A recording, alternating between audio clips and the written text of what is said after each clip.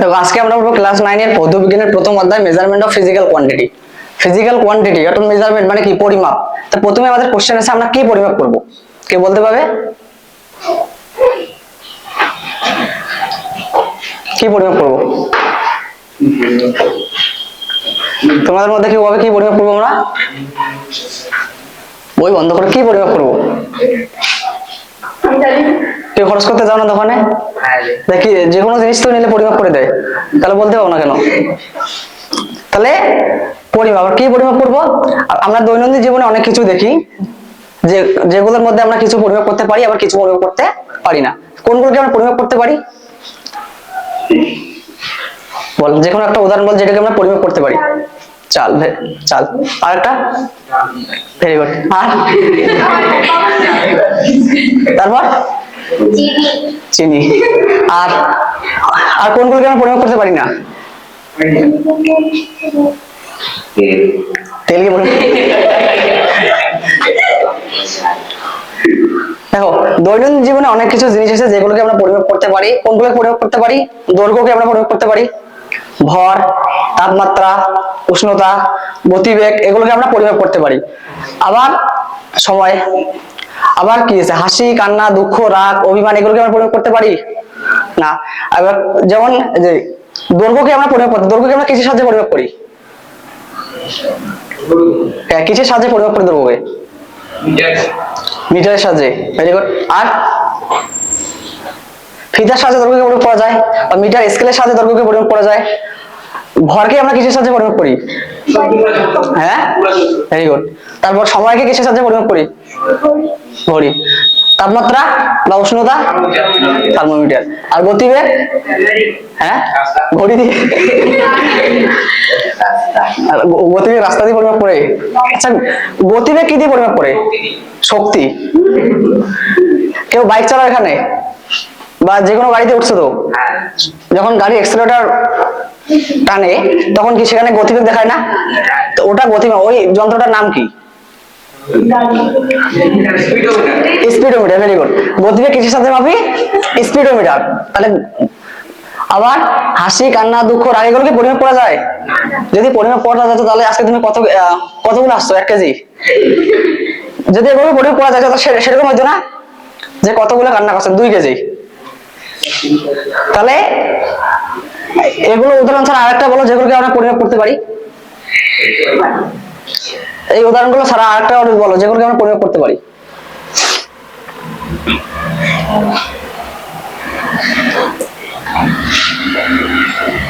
একটু আগে তো বললি তেল, এখানে তো তেল দেওয়াই নেই, আমরা তো পরিমাপ করতে পারি। ঠিক আছে, তাহলে এটা বোঝা গেছে কোন কোন জিনিসকে আমরা পরিমাপ করতে পারি আর কোনগুলোকে পরিমাপ করতে পারি না।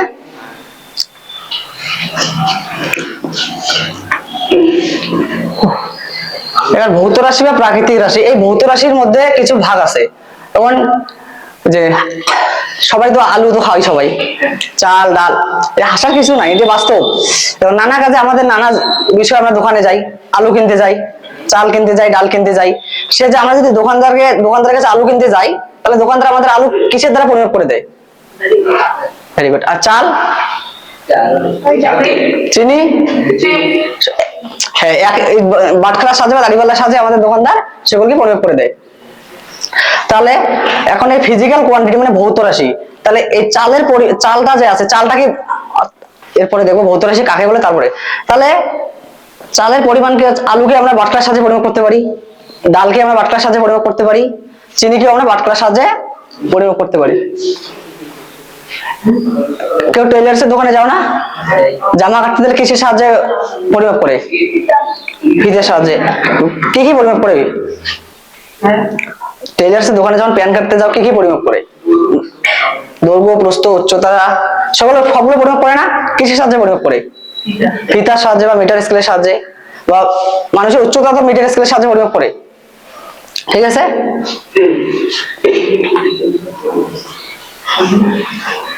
আবার ঘড়ির সাহায্যে আমরা কি পরিমাপ করি?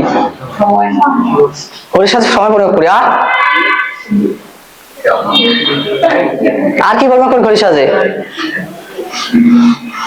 ঘড়ির সাহায্যে আর কি পরিমাপ করি? শুধুমাত্র সময়ই পরিমাপ করি। এবার দেখো, প্রথমেই ছিল প্রথম স্লাইডে আমরা কি বললাম, যে মেজারমেন্ট অর্থাৎ পরিমাপ। কি পরিমাপ করব? ভৌত রাশিকে পরিমাপ করব। এখন এই ভৌত রাশি কাকে বলে, কে বলতে পারবে? ভৌত রাশি কাকে বলে? কেউ ভাবে বলতে? দেখো, ভৌত রাশি হচ্ছে যে সমস্ত প্রাকৃতিক রাশিকে আমরা প্রত্যক্ষ বা পরোক্ষভাবে পরিমাপ করতে পারি এবং যাদের মাধ্যমে পদার্থবিজ্ঞানের সূত্রগুলিকে প্রকাশ করা যায়। এখন এখানে দেওয়া আছে প্রথমে আছে প্রত্যক্ষ। এই প্রত্যক্ষ মানে কি? প্রত্যক্ষ কে বলতে পারবে? প্রত্যক্ষ মানে ওটা প্রত্যেক, এটা প্রত্যক্ষ। প্রত্যক্ষ মানে আমরা সরাসরি পরিমাপ করতে পারি। যেমন যদি কোন দৈর্ঘ্য হয় সেটাকে আমরা সরাসরি পরিমাপ করতে পারবো না। এই বোর্ডটার দৈর্ঘ্য, আমরা সরাসরি পরিমাপ করতে পারবো না একটা ফিতে ওই সাহায্যে ওখান থেকে এখানে। এরকম প্রত্যক্ষ মানে সরাসরি যেটাকে আমরা পরিমাপ করতে পারবো। যেমন চালের পরিমাপ, চালের ওজন যদি 1 কেজি চাল হয় সেটাকে আমরা সরাসরি পরিমাপ করতে পারবো। আবার আছে পরোক্ষ। এই পরোক্ষ মানে কি বলো, কে বলে? প্রত্যক্ষ মানে সরাসরি, তার অপোজিট কি? পরোক্ষ। পরোক্ষ মানে কি? প্রত্যক্ষ মানে সরাসরি পরিমাপ করতে পারবো, পরোক্ষ মানে সরাসরি পরিমাপ করতে পাবো না। যেমন একটা উদাহরণ দাও যেটাকে আমরা সরাসরি পরিমাপ করতে পাবো না। কোন জিনিসগুলোকে আমরা সরাসরি পরিমাপ করতে পারি না?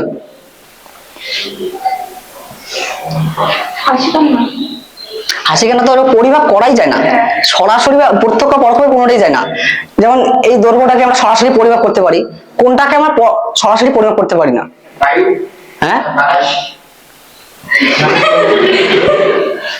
তা কেউ বলে উষ্ণতা। হ্যাঁ, উষ্ণতা আমরা দেখলাম তো থার্মোমিটারের সাহায্যে পরিমাপ করতে পারি, সরাসরি পরিমাপ করা যায়। জ্বর হলে তো থার্মোমিটার দেয়, সেটা আমরা সরাসরি পরিমাপ করতে পারি। এটা তো ক্লাস 1 থেকে পড়ে আসতে যে পৃথিবী থেকে চাঁদের দূরত্ব 3,84,000 কিলোমিটার, সরাসরি পরিমাপ করতে যে আমি ফিতে এই জায়গায় একজন ধরিয়েছে, আমি সাইকেলে করে গেলাম চাঁদে, সেটা কি যাওয়া যায়? সেটা পরোক্ষ হবে, অর্থাৎ কোনো না কোনো যন্ত্রের সাহায্যে সেটাকে পরিমাপ করা যায়। তাহলে পরোক্ষ আর প্রত্যক্ষ বোঝা গেছে। পরোক্ষ মানে বলো, পরোক্ষ মানে কি? পরোক্ষ মানে সরাসরি। পরোক্ষ মানে সরাসরি যায় না, প্রত্যক্ষ মানে সরাসরি পরিমাপ করা যায়। আর একটা বলো, তুই বল তো প্রত্যক্ষ মানে কিভাবে পরিমাপ করতে পারি? বল। এখনই তো বললাম প্রত্যক্ষ মানে কিভাবে সরাসরি। একটা উদাহরণ,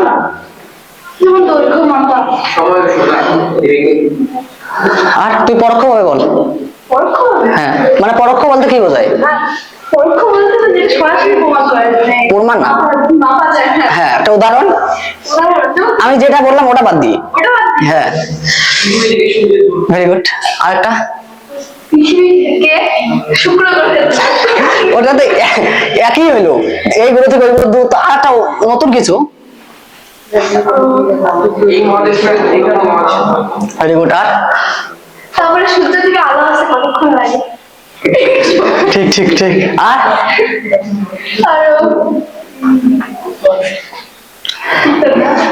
ইত্যাদি। ঠিক। কেউ দেখো, আরেকটা উদাহরণ কি, মানে পাহাড়ের উচ্চতা কি এমনি মাপতে পারি? সমুদ্রের গভীরতা, তারপরে অ্যাটম যেন পরমাণু, পরমাণুর মধ্যে নিউক্লিয়াস থাকে, সেই নিউক্লিয়াসের মধ্যে একটা রেডিয়াস ব্যাসার্ধ থাকে, সেই ব্যাসার্ধকে আমরা মাপতে পারি, কারণ ওটা তো খালি চোখে দেখাই যায় না, ওটাকে আমরা সরাসরি পরিমাপ করতে পারি না। যেমন যেগুলোকে সরাসরি পরিমাপ করা যায়, দৈর্ঘ্য, ভর, সময়, উষ্ণতা, গতিবেগ। আবার এই যে পদার্থবিজ্ঞানের যে দৈর্ঘ্যকে আমরা কি দ্বারা প্রকাশ করি? এল দ্বারা। এল দের লেন্থ মানে দৈর্ঘ্য। ভরকে আমরা এম দ্বারা প্রকাশ করি। ভর মানে কি? ভরের ইংলিশ কি? হ্যাঁ, মাস মানে ভর, অর্থাৎ এম দ্বারা ভরকে প্রকাশ করি।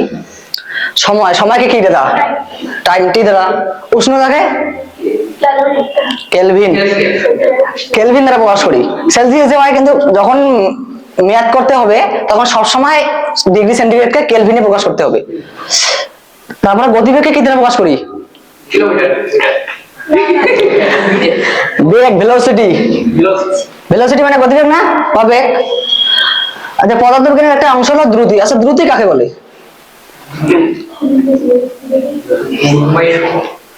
হ্যাঁ, তো সে দৈর্ঘ্য সময়টা তো ম্যাথামেটিক্যালি প্রকাশ করলাম, কাকে বলে? কেউ পাবে? এখানে এটাতে এইটাই ছিল, এইটাই ছিল না? বলতে কেন ভালো না? দেখো, হ্যাঁ বল বল বল। যেসব জিনিস হ্যাঁ। মানে একই সময় যতটুকু দ্রুত যেটা হবে সঠিক উত্তর। হ্যাঁ ভালো করে বল, ওটা ঠিক আছে, একটা ভালো করে বল। কোন বস্তুর একটি নির্দিষ্ট সময় যতদূর পর্যন্ত যেতে পারবে নির্দিষ্ট একক সময়, দেখো এই যে একটা দেখো, এই যে দ্রুতিকে ভিতরে প্রকাশ করি না?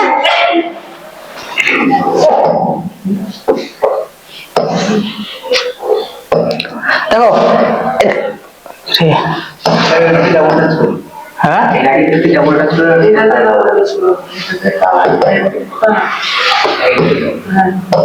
তো এদের তাহলে দ্রুতিকে যদি ভিতরে আমরা প্রকাশ করি, তাহলে সময়, তাহলে দ্রুতি বলতে কাকে বোঝায়?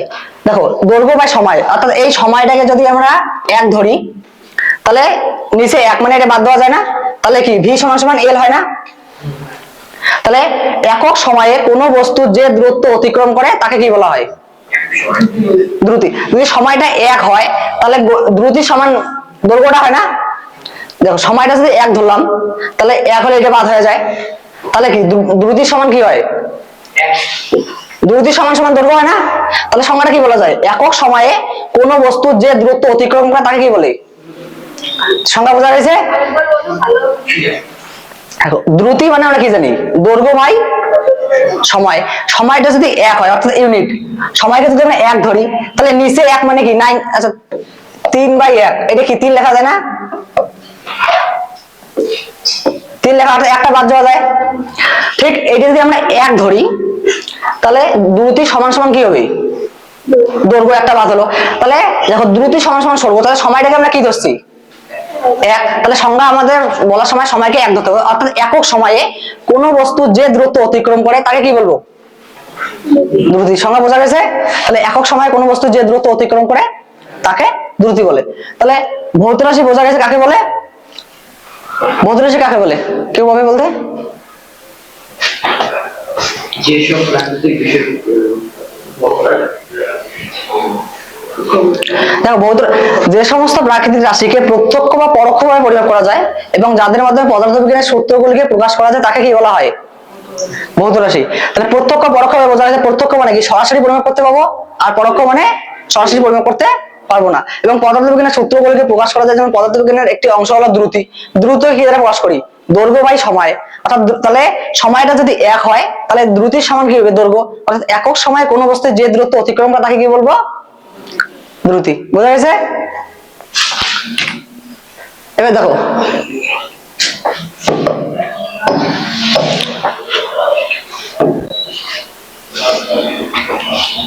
এবার কি ভৌত রাশি আমরা সংজ্ঞা বললাম না? এখন ভৌত রাশির কত প্রকার?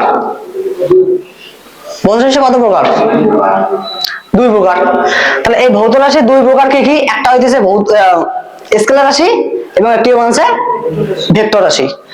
এই স্কেলার রাশি আর ভেক্টর রাশি কাকে বলে? স্কেলার রাশি কাকে বলে? যে সমস্ত রাশির শুধুমাত্র মান আছে কিন্তু কোনো অভিমুখ বা দিক নেই। ঠিক আছে? তাহলে আমরা একটা রাশি বলো যেটা শুধুমাত্র মান আছে কিন্তু দিক নেই। বল। উচ্চতা। Very good. আর উচ্চতা শুধুমাত্র মানই আছে, তো কোনো দিক নাই। আর হ্যাঁ একটা রাশি বলো, বায়ু তো একটা রাশি না, একটা হ্যাঁ ভর। Very good. ভর শুধুমাত্র দিক মানই আছে, এর কোনো দিক নাই। আর আয়তন। আর এগুলো বাদ দিয়ে বলো।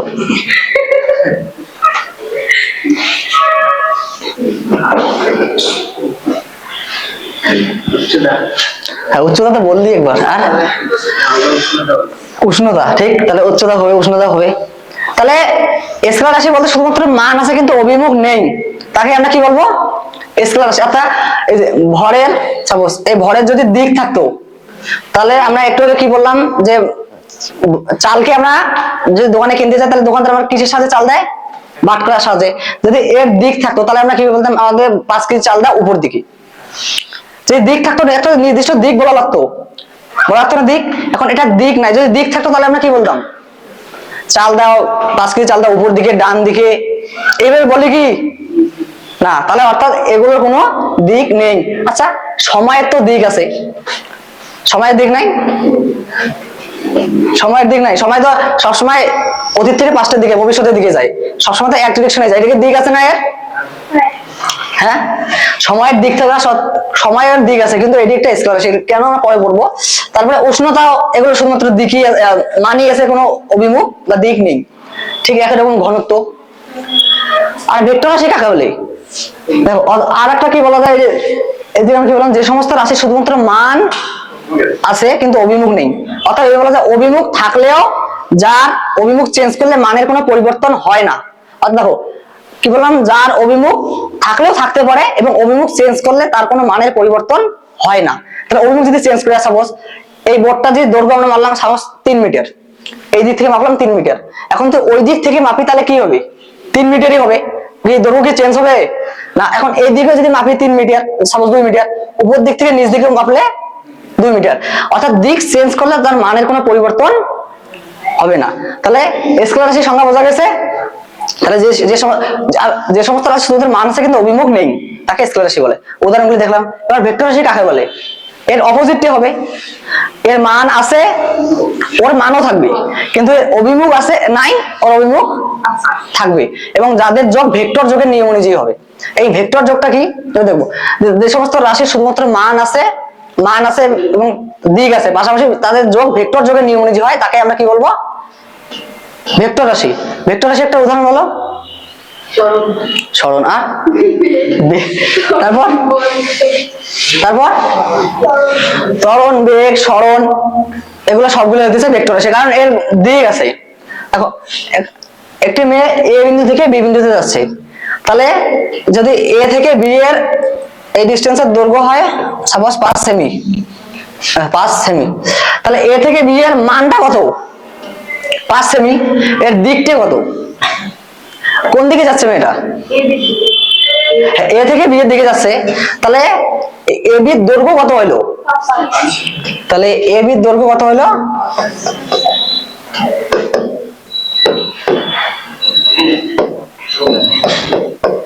5 সেমি। আর দিকটা কত? দিক এ থেকে বি দিকে যাচ্ছে না, মানটা শুধুমাত্র একটা সংখ্যাই হবে, আর দিকটাকে আমরা যখন প্রকাশ করব তখন উপরে একটা রাইট চিহ্ন দেব। তাহলে এই যে এটা হচ্ছে দিক, অর্থাৎ এ থেকে বি এর দিকে এটি হচ্ছে দিক। তাহলে ভেক্টর যোগের নিয়ম কি হবে? এ থেকে বি এর দিকে যেহেতু যাচ্ছে, তাহলে এ বির উপর তীর চিহ্ন দেব। এখন এই যে এ বি যে আছে, এই তীর চিহ্নটা দেওয়ার মানে কি? ওই দিকে যাচ্ছে। Very good. এখন অর্থাৎ এ থেকে বি, এই যে এ আর বি তো আছে, তাহলে এ আর বি কি রিপ্রেজেন্ট করে? এ আর বি বলতে কি বুঝি? এ যেটাকে উপরে তীর চিহ্ন ভেক্টর দ্বারা প্রকাশ করব, যদি দুইটি কোয়ান্টিটি আছে, তাহলে প্রথমে যেটা করে সেটা হচ্ছে আদি বিন্দু, মানে প্রথম যেখান থেকে শুরু, আর পরেরটা যেখানে শেষ। তাহলে এ বি হলো, তাহলে এ বি এটা কি হলো? এটা কোন বিন্দু? এটা আদি বিন্দু, আর বিটা শেষ বিন্দু বা যেখানে শেষ হবে, আর এটা যেখানে শুরু হবে। তাহলে দেখো, এটা আমরা কি বললাম, দিক থাকলেও দিক চেঞ্জ করলে তার মানের কোনো পরিবর্তন হয় না, কিন্তু এটার কি মান অভিমুখ চেঞ্জ করা যাবে? আচ্ছা, এটা যদি অভিমুখ চেঞ্জ করি তাহলে এর ভেক্টর কি হবে? এখন অভিমুখটা চেঞ্জ করি, তাহলে মেয়েটা বি থেকে এ তে আসবে, তাহলে প্রথম বিন্দু কি হবে? অভিমুখটা যদি চেঞ্জ করি, মেয়েটা এ থেকে বি তে যাচ্ছে, হ্যাঁ, তাহলে প্রথম বিন্দু কি হবে? বি হবে। তাহলে বি থেকে, আচ্ছা, এ থেকে বি আর বি থেকে এ, এটা কি সমান? না, এটা তো মানটা সমান, ভেক্টরটা কি সমান? কারণ কেউ একজন এখানে দাঁড়িয়ে আছে, সে এখানে যাবে, সে এখানে না গেলে এখান থেকে তো আসবে না, তাহলে একই সঙ্গে এ থেকে বি তে আর বি থেকে এটা আসা সম্ভব না। অর্থাৎ এটাকে যখন লেখা যাবে, অর্থাৎ আমরা যদি নেগেটিভ সাইন দেই মাইনাস, অর্থাৎ মেয়েটা আমরা ধরলাম আগে থেকে এখানে আসে, তাহলে এখন দেখো এ থেকে বি থেকে এ তে আসছে, এখন এ বি ভেক্টর সমান সমান মাইনাস বি এ লেখা যাবে, কারণ আমরা আগে থেকেই ধরলাম মেয়েটা বি তে আছে একটা মাইনাস সাইন দিয়ে। ঠিক আছে? কোনটা? আচ্ছা, আর কথা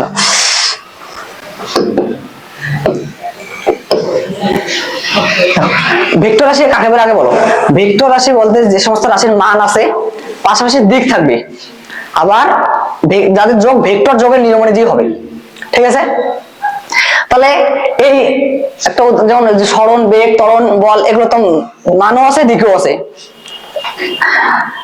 এখন এখানে একটা উদাহরণ দেওয়া আছে, এ থেকে বি তে একটি মেয়ে যাচ্ছে, তাহলে একটা মান আছে, একটা দৈর্ঘ্য আছে, তাহলে এবি দৈর্ঘ্যটা কত? আমরা সাপোজ ধরলাম যে কোনো একটা ধরতে পারি, তাহলে 5 সেমি, 5 সেমি একটা ধরলাম। তাহলে সংজ্ঞায় কি বলেছে? মানও আছে এবং দিকও আছে, তাহলে দিকটা কোন দিকে হবে? এ থেকে বি, তাহলে দিকটা কত হবে? দিকটা এ থেকে বি, মানটা কত? মানটা 5, ঠিক আছে। তাহলে দিক হচ্ছে এ বি আর মান হচ্ছে 5, তাহলে ভেক্টর যোগটা কি হবে? তাহলে দিক এ থেকে বিতে যাচ্ছে, আর ভেক্টর যোগ বলতেছে দুইটি মানে আদি বিন্দু অন্তিম বিন্দুকে একসঙ্গে লিখবো, যেটা ওটা হচ্ছে দিক। তাহলে আদি বিন্দু কত? এ, আর অন্তিম বিন্দু বি, তাহলে ভেক্টর যোগ কত? A B. বোঝা গেছে এবার? এই যে কারো কোনো প্রবলেম আছে? বুঝছেন? কমপ্লিট। আবার দেখো স্কেলার রাশি, তড়িৎ প্রমাত্রা একটি স্কেলার রাশি, কিন্তু তড়িৎ আমরা তো জানি তড়িৎ প্রমাত্রা মানে কারেন্ট, তড়িৎ প্রমাত্রা মানে কারেন্ট। এই কারেন্টের মান আছে, তো মান আছে প্লাস অভিমুখও আছে। কারেন্ট তো সবসময় উচ্চ বিভব থেকে নিম্ন বিভবের দিকে যায়। তাহলে কারেন্ট তড়িৎ প্রমাত্রা একটা রাশি যার মান আছে দিকও আছে, কিন্তু তাকে আমরা স্কেলার রাশি বলবো কেন? কে বলতে হবে? এখনই আমরা বললাম যে মান অভিমুখ দুই আছে, এবং যাদের যোগ ভেক্টর যোগের নির্মণিজ হয় তাকে আমরা কি বলি? তাকে কি বলি? ভেক্টর রাশি, মান এবং অভিমুখ দুই থাকলে। কিন্তু তড়িৎ প্রমাত্রা যার মানও আছে অভিমুখও আছে, তাকে আমরা স্কেলার রাশি বলবো কেন? কে বলতে পারবে? কে বলবে? আচ্ছা এবার আমরা দেখি সেটাকে। তার আগে দেখি ভেক্টরের জ্যামিতি প্রকাশ, ভেক্টরকে আমরা কিভাবে প্রকাশ করতে পারি, ঠিক আছে।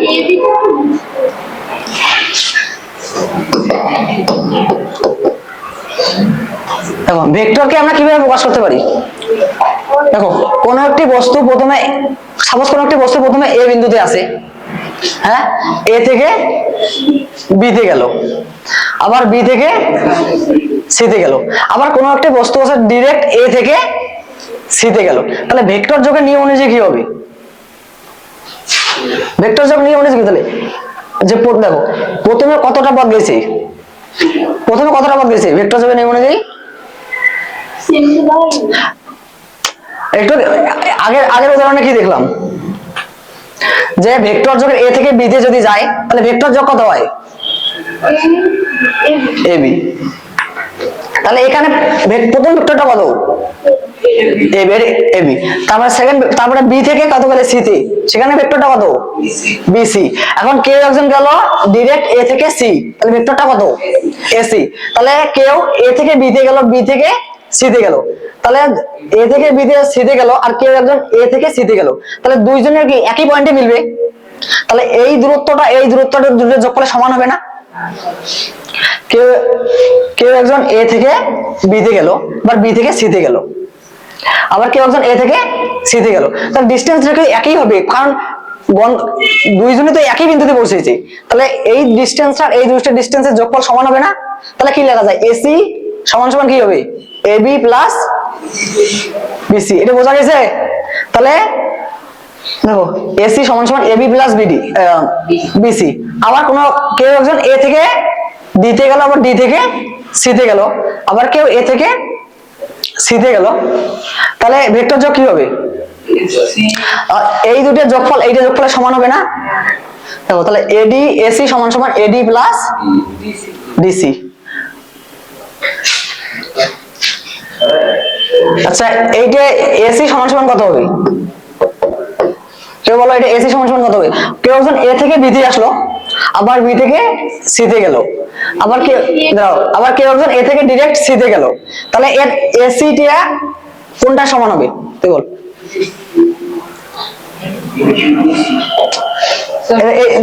এই জায়গায় প্রথমে এ থেকে বি তে গেলাম, আবার বি থেকে সি তে গেলাম, তারপরে এ থেকে সি তে গেলাম, তাহলে এইটার সমান এই দুটোর যোগফল।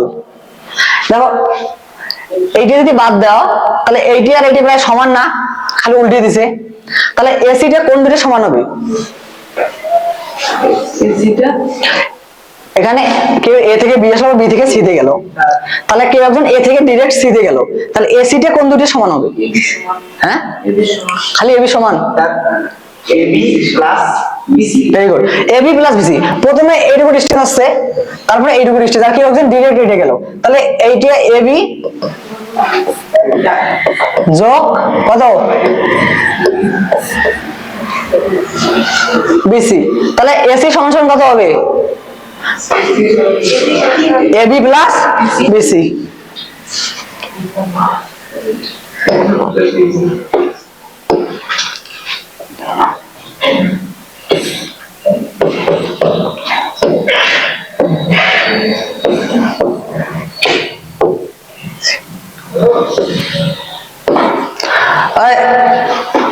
তুই বল, এই জায়গায় এসি সমান সমান কত হবে? প্রথমে কেউ এ থেকে বি তে গেছে, আবার বি থেকে সি তে আসছে, আর কেউ একজন ডিরেক্ট এ থেকে সি তে গেছে, তাহলে এসি টা কোন কার সমান হবে? না, আর বল। তাহলে এদিকে কেউ পাবে এসি টা কোন দুটোর সমান হবে? এবার দিই, আর কি পাবে? সবগুলো তো একই। এটা কি বললাম, এসি হলে যে দুটোর দূরত্ব যাবে প্রথমে এবং ডিরেক্ট যেটা যাবে, প্রথম দুটোর যোগফল ডিরেক্টটার সমান হবে। তাহলে এই যে ডিরেক্ট কোনটা? এসি। ডিরেক্ট কোনটা? এসি। তাহলে প্রথমে যেটা যে দুটো গেছে তার দুইটার যোগফলের সমান। তাহলে এসি সমান সমান কি হবে? প্রথমে কত হচ্ছে? এবি, তারপরে বিসি। বোঝা গেছে? আচ্ছা, দেখা যায়। আচ্ছা, কেউ একজন প্রথমে এ থেকে ডি তে গেল, আবার ডি থেকে ই তে গেল, লাস্ট ব্রাঞ্চ। প্রথমে এ থেকে ডি তে গেল, ডি থেকে ই তে আসলো, তাহলে এইটা কার সমান হবে? লাস্ট ব্রাঞ্চ থেকে বলো একজন।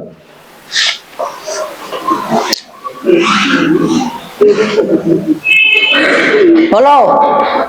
একই তো, সবগুলো তো একই। প্রথমে যে দুটো দূরত্ব গেছে সেই দুটো যোগফল ডিরেক্ট যেটা গেছে তার সমান। লাস্ট ব্রেস থেকে বলো একজন। কেউ পাবে না? দাঁড়া, একটু আগে কি বললাম, যেটা ডিরেক্ট যাবে, ডিরেক্ট কোনটা গেছে? লাস্ট ব্রেস ডিরেক্ট কোনটা গেছে? হ্যাঁ, ডিরেক্ট কোনটা গেছে? এ থেকে ই, ডিরেক্ট কত? এই। তারপরে দুইটা যোগফল, প্রথমে কত দূর গেছে? এডি। দাঁড়া দাঁড়া, প্রথমে কত হয়েছে? এডি যোগ, তারপরে কত হয়েছে? ডি। এইটুকু তো ওই যে পাইলে। এখন সাপোজ মনে করে এইটা নাই, এটা আছে। এখন কেউ একজন এ থেকে প্রথমে সি তে গেল, সি থেকে ডি তে গেল, আবার ডি থেকে ই তে গেল, তাহলে এইটা কার সমান হবে? AC plus CD plus DC. Sorry, DE. আর কেউ? আমি মাঝখানে ব্রাঞ্চ দেখো, যেটা ডিরেক্ট যাবে সেটা সমান, যেগুলো ভেঙে ভেঙে যাবে তার সমস্ত যোগফলের সমান। তাহলে ডিরেক্ট কোনটা গেছে? এই। তাহলে ডিরেক্ট কত গেছে? এদাও মাঝখানে ব্রাঞ্চ রেসপন্স করো। ডিরেক্ট কত গেছে? এই। এবং এটা সমান যেগুলো ভেঙে ভেঙে গেছে। তাহলে প্রথমে ভাঙছে কত? এসি, তারপরে ভাঙছে কত? সিডি। তাহলে এসি প্লাস সিডি, তারপরে কত? ডি। এই যে যোগফলের সমান। বোঝা গেছে? তাহলে এখন বলো, প্রথমে কেউ যে প্রথমে এই জায়গায় আসে, তারপরে এই জায়গায়, তাহলে এই সমান সমান কত হবে? এই সমান AB plus এই জায়গায় দেখে কেন, এমনি বলো। তুমি দাঁড়াও দাঁড়াও। হ্যাঁ, এমনি বলো, এমনি বলো। AB plus DC plus BD plus DE. আর কেউ? তুই বল। না বুঝতে পারলাম, নিয়ম দেখে বুঝে যায়। বল বল। দেখো, একটা সোজা কথা মনে রাখবে, যেটা ডিরেক্ট যাবে, ডিরেক্ট এই গেছে, আর পরে যেগুলো ভেঙে ভেঙে যাবে সবগুলো শুধুমাত্র যোগ করে দিবি। তাহলে প্রথম ডিরেক্ট গেছে এইটার পরের যোগফলের সবগুলো সমান। প্রথমে এবি আসছে, এবি, তারপরে বিসি, বিসি, তারপরে সিডি, সিডি, তারপরে ডি, ডি, ব্যাস এইটুকুই। এইটা সব ডিরেক্ট যেটা যাবে তার ভেঙে ভেঙে যাবে সবগুলো যোগফলে সমান। এটা বোঝা গেছে? কোনো প্রবলেম আছে জায়গায়?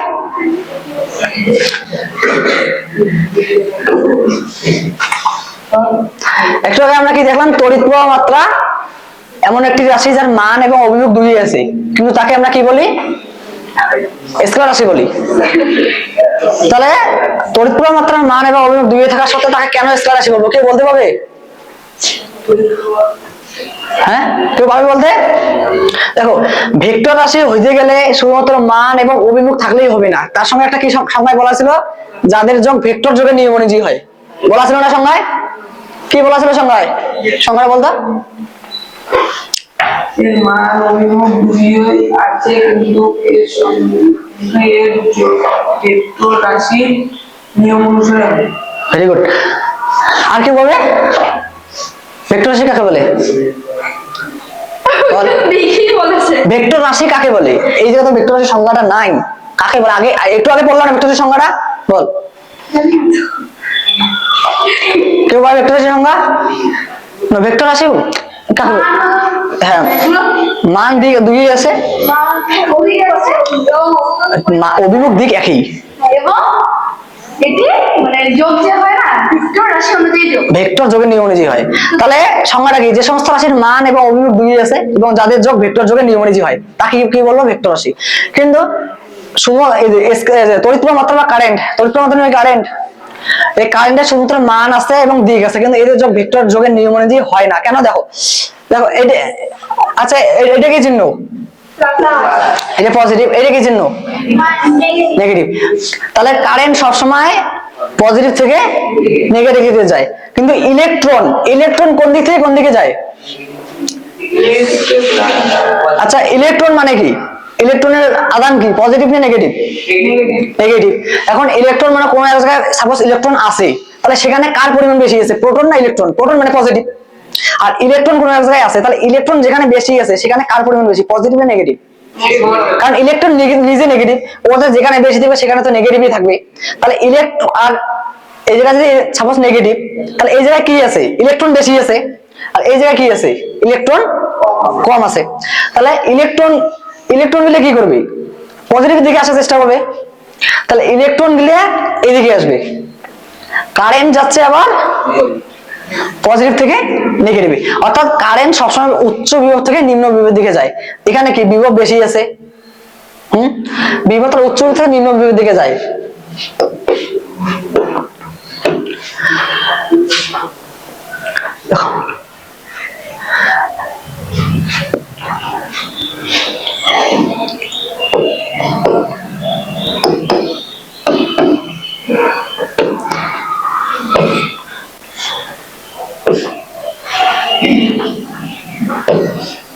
আচ্ছা, এটা প্লাস, এটা নেগেটিভ।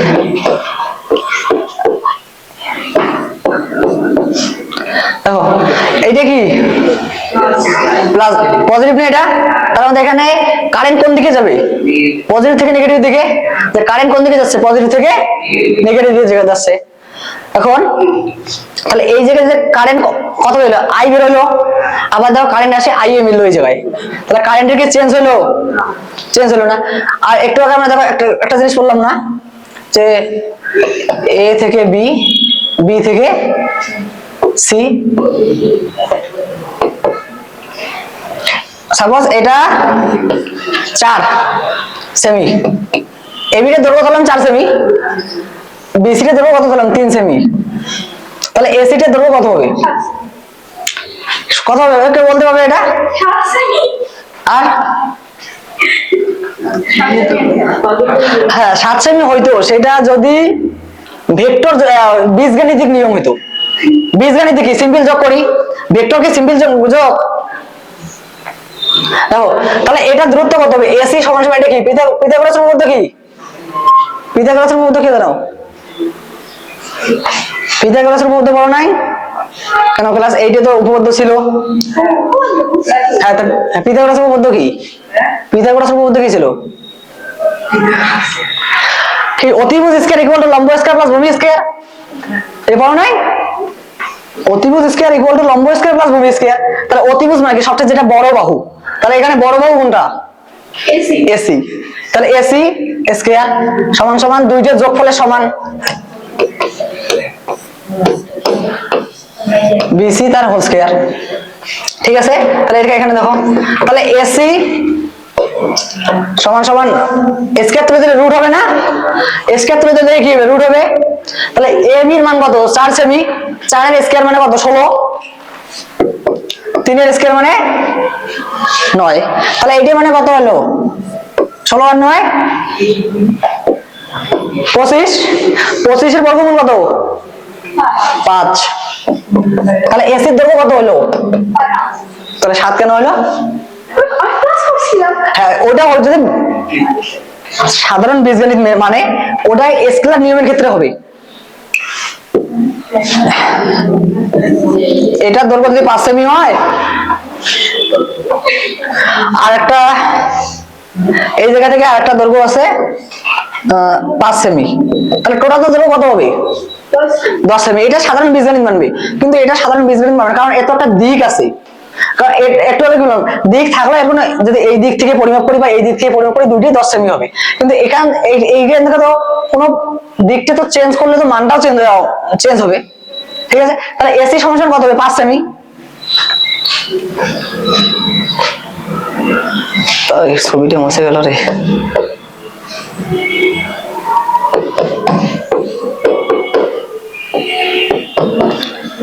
তাহলে দেখো, তাহলে কারেন্ট যেটাই বেরোচ্ছে আবার সেটাই এসে প্রবেশ করছে, এর কোনো পরিবর্তন হয়েছে, অর্থাৎ এটা কোন নিয়ম মানতেছে, বীজগণিত না ভেক্টর,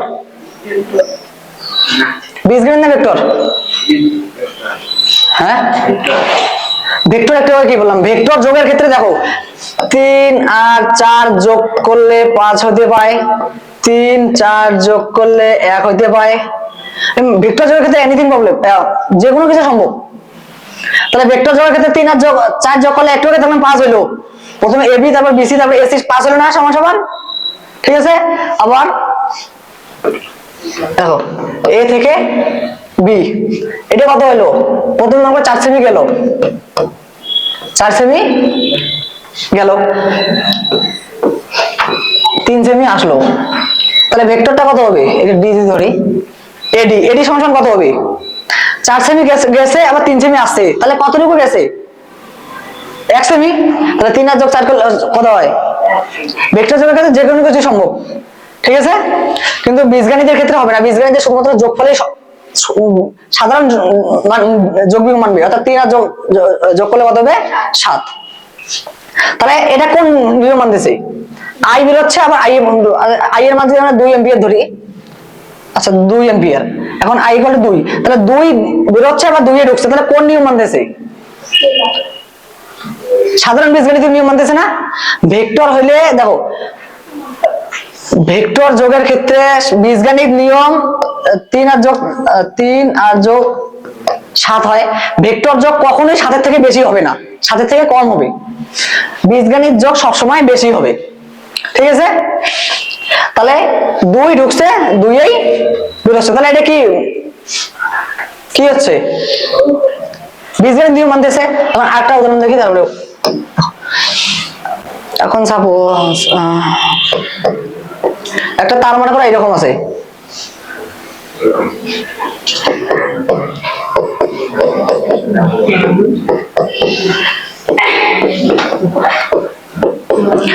তার তো এরকম থাকতে পারে আঁকা বাঁকা, ঠিক আছে। দেখো কারেন্ট আই বেরোচ্ছে আবার আই এ ঢুকছে, আই বেরোচ্ছে না কারেন্ট প্লাস থেকে, আর মাইনাস এসে আই ঢুকছে, তাহলে কারেন্টের কোনো চেঞ্জ হয়েছে, কিন্তু দেখো এর দিক চেঞ্জ হয়েছে না, দেখো এটা প্রথমে এইদিকে আসছে, এখন এটা আসার কথা ছিল বন্ধু এইদিকে, কারেন্টটা গেছে এইদিকে, এখন এইদিকে যায় কারেন্ট যাওয়ার কথা ছিল কোন দিকে, যাওয়ার কথা ছিল এইদিকে, কারেন্টটা আছে এইদিকে, এখন এখানে আসা আবার এইদিকে যাওয়ার কথা ছিল, গেছে কোন দিকে, উপরের দিকে, এখানে এসে যাওয়ার কথা কোন ছিল, এইদিকে, ঠিক আছে।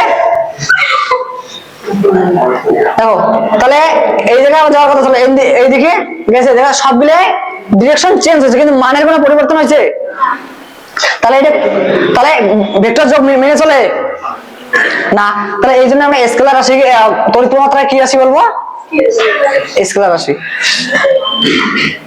তাহলে তড়িৎ মাত্রাকে কেন স্কেলার রাশি বলা হয়, বোঝা গেছে, হ্যাঁ কেউ বলতে পারবে, বল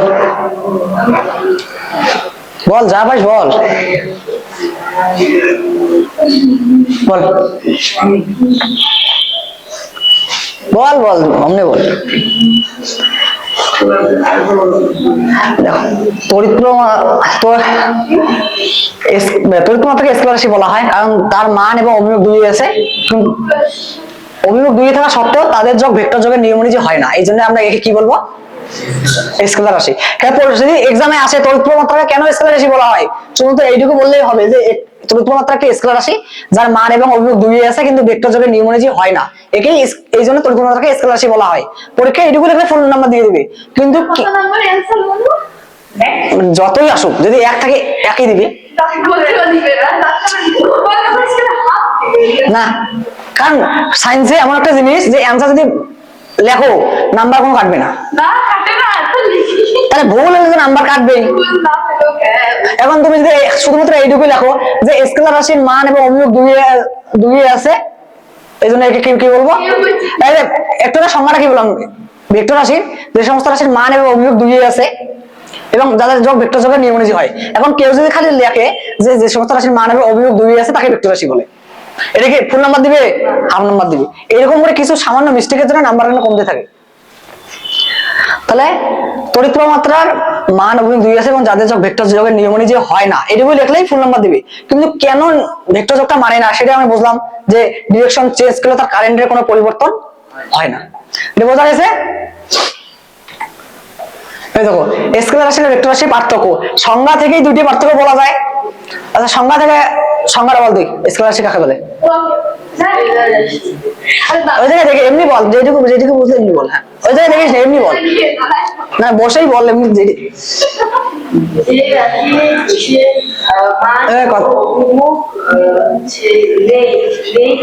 মান নেই, মান তো সবারই থাকবে।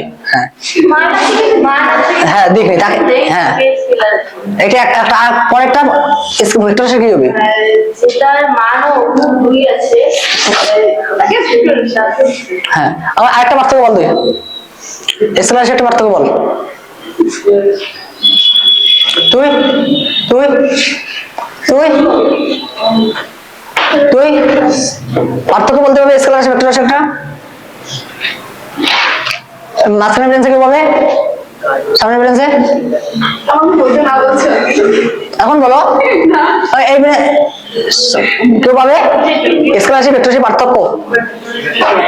দেখো একটু আগে আমি কি বললাম, স্কেলারের যোগ, স্কেলার রাশির যোগ কি সাধারণ বীজগণিত নিয়ম মেনে চলে, আর ভেক্টর রাশির যোগ ভেক্টর যোগের নিয়ম অনুযায়ী হয়। দুটি পার্থক্য হয়ে গেল, ঠিক আছে। সাধারণ বীজগণিত নিয়ম অনুযায়ী হয়, ভেক্টর যোগের নিয়ম অনুযায়ী হয়। কি সাধারণ গাণিতিক বীজগণিতিক একই, ওইটাই এটুকু ছোট মোটো জিনিস, সেটা বুঝে নিতে হবে। এখন স্কেলার একটু স্কেলার রাশির মান পরিবর্তন করলে স্কেলার রাশির পরিবর্তন হয়। যদি দেখো এই বোর্ডটার দৈর্ঘ্য যদি 5 সেমি হয়, এই বোর্ডটা যদি আমরা কমে দেই, সাপোজ এই জায়গা থেকে মাপি, এই জায়গা থেকে যদি মাপি এটা, তাহলে কি মানটা কি কমবে, তাহলে স্কেলার রাশিটাও পরিবর্তন হলো। কিন্তু ভেক্টর রাশি এ থেকে বি তে গেল, ফার্স্ট এই গাড়িটা 1 কিমি পার, না সরি 60 কিমি পার আওয়ার, ঘন্টায় 60 কিমি যায় গাড়িটা, তাহলে এর গতিবেগটা কত, 60 কিমি পার আওয়ার, ঘন্টায় 60 কিমি যায়, তাহলে এর দিক কত, এবি বরাবর। এখন যদি শুধুমাত্র মানটা চেঞ্জ করি, মনে করে এখন বলে 55 কিমি পার ঘন্টা, 55 কিমি যদি ঘন্টায় যায়, এটা কি ঠিক? কারণ মানটা যদি পরিবর্তন, দিকটাও পরিবর্তন, দিকটা তো পরিবর্তন হবে। কারণ গতিবেগ যদি কমে তাহলে গাড়িটা কি স্লো যাবে না, দিকটা কি পরিবর্তন হবে। তাহলে এটা সাধারণ বীজগণিত নিয়ম হয়, এটা সাধারণ বীজগণিত নিয়ম মানে না। এই পার্থক্য বোঝা গেছে? সংজ্ঞা থেকেই পার্থক্য, সংজ্ঞা যদি কেউ মনে থাকে তাহলে পার্থক্য এমনি হয়। এবার সংজ্ঞায় বলা ছিল যে সমস্ত রাশির মান এবং অভিমুখ দুই আছে এবং যাদের যোগ ভেক্টর যোগের নিয়ম অনুযায়ী তাকে ভেক্টর রাশি বলি, আর যে সমস্ত রাশির মান আছে অভিমুখ নেই তাকে স্কেলার রাশি বলি। স্কেলার রাশির ক্ষেত্রে শুধুমাত্র বীজগণিতিক নিয়ম অনুযায়ী যোগ বিয়োগ হয়, আর ভেক্টর যোগের ক্ষেত্রে ভেক্টর যোগের নিয়ম অনুযায়ী হয়। স্কেলার রাশির শুধুমাত্র মান পরিবর্তন করলে তার মানের স্কেলার রাশি চেঞ্জ হয়, আর ভেক্টর রাশি শুধুমাত্র মান পরিবর্তন করলে চেঞ্জ হবে না, মানের সঙ্গে সঙ্গে দিকও পরিবর্তন করতে হবে, তার ফলে এর পুরো ভেক্টর রাশিটা চেঞ্জ হবে। ঠিক আছে, দেখো ভেক্টর জ্যামিতি এটা আমি পড়লাম না, তাহলে এই জায়গায়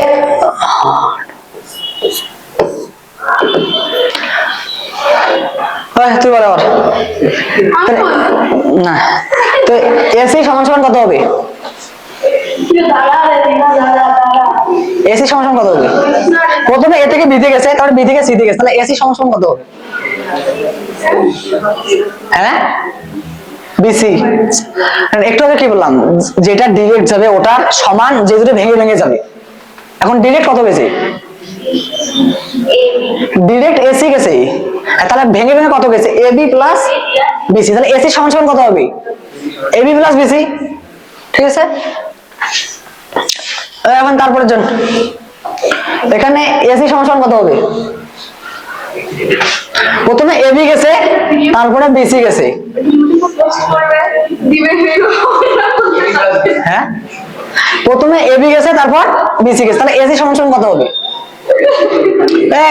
আস্তে আস্তে আস্তে। হ্যাঁ, ভেরি গুড। একটু যেটা ডিরেক্ট যাবে সেটার সমান পরের দুটো ভেঙে ভেঙে যাবে। তাহলে প্রথমে কত গেছে? এবি, তারপরে বিসি। তাহলে কত সমান? এসি সমান কত সমান হবে? এবি সমান, তারপরে জন এখন কেউ যদি এ থেকে ডি তে যায়, ডি থেকে সি তে যায়, তাহলে এসি সমান সমান কত হবে? বল। প্রথমে কি বললাম, যেটা ডিরেক্ট যাবে সেটার সমান পরে দুটো যেটা ভেঙে ভেঙে যাবে। তাহলে ডিরেক্ট কত গেছে? এসি। এই দুটো যোগফল কোনটা সমান হবে? যেটা ভেঙে ভেঙে গেছে। তাহলে প্রথমে কত গেছে? প্রথমে এডি প্লাস ডিসি গেছে। প্রথমে শুধুমাত্র এডি গেছে, তারপরে বিসি। তাহলে এসি সমান সমান এডি প্লাস ডিসি। হ্যাঁ, এসি এবি প্লাস বিসি। এটা বোঝা গেছে? ঠিক আছে, ঠিক আছে, একইভাবে এটা বললাম। সপ্তম থেকে দ্বাদশ শ্রেণী শিক্ষার্থীদের জন্য দিনহাটা স্মার্ট কোচিং সেন্টার নিয়ে এলো পড়াশোনার কমপ্লিট গাইডেন্স। পরীক্ষায় দুর্দান্ত রেজাল্ট করতে গেলে প্রিপারেশনে কোনো ফাঁক থাকলে চলবে না, তার জন্য অনুসরণ করতে হবে যথাযথ স্টাডি ফ্লো। কিন্তু কি এই স্টাডি ফ্লো? পড়ার ক্ষেত্রে প্রথমে দরকার কনসেপ্ট, অর্থাৎ কোনো বিষয় সম্পর্কে স্বচ্ছ ধারণা তৈরি করা, প্রত্যেকটা সাবজেক্টের প্রত্যেকটা চ্যাপ্টার ভালো করে বুঝে নেওয়া। তারপর দরকার সেই চ্যাপ্টারের সমস্ত ডাউটগুলোকে ক্লিয়ার করা। পড়া বোঝা এবং ডাউট ক্লিয়ার করার পরের পদক্ষেপ ওই চ্যাপ্টারের উপর সংক্ষেপে একটা ব্রিফ নোট তৈরি করা এবং সেই চ্যাপ্টারের সম্ভাব্য প্রশ্নোত্তরগুলোকে পড়ে ফেলা, যার উপর নির্ভর করবে তোমার পরীক্ষার সাফল্য। তোমার পরীক্ষার প্রস্তুতি কেমন হলো সেটা বুঝতে এরপর তোমাকে দিতে হবে চ্যাপ্টার ওয়াইজ মক টেস্ট। তোমার এই সার্বিক পরীক্ষার প্রস্তুতির জন্য তোমায় সাহায্য করতে পারে দিনহাটা স্মার্ট কোচিং সেন্টার, যেখানে আদর্শ স্টাডি ফ্লো অনুসারে রয়েছে সব বিষয়ের সব চ্যাপ্টারের কনসেপ্ট ভিডিও, অফলাইন ক্লাস, যেখানে সব বিষয়ের বিশেষজ্ঞ শিক্ষকেরা সেই বিষয়গুলোকে বুঝিয়ে দেবেন। রয়েছে doubt clearing session, brief notes এবং প্রশ্ন উত্তর। আর এরই সঙ্গে রয়েছে প্রতি সপ্তাহে কোচিংয়ে মক টেস্ট দেওয়ার ব্যবস্থা এবং সেই দিনই মক টেস্টের রেজাল্ট জানতে পারা। এখানে সমস্ত ছাত্র এবং ছাত্রীদের অডিও ভিডিওর মাধ্যমে পড়ানো হয় এবং কম্পিউটার শিক্ষার ব্যবস্থা রয়েছে। সুতরাং দেরি না করে অ্যাডমিশনের জন্য অতি সত্বর যোগাযোগ করুন নিচে দেওয়া মোবাইল নাম্বারে। দিনহাটা স্মার্ট কোচিং সেন্টার, কর্ণধার জাকির হোসেনের সাথে। Mobile number 8116252788।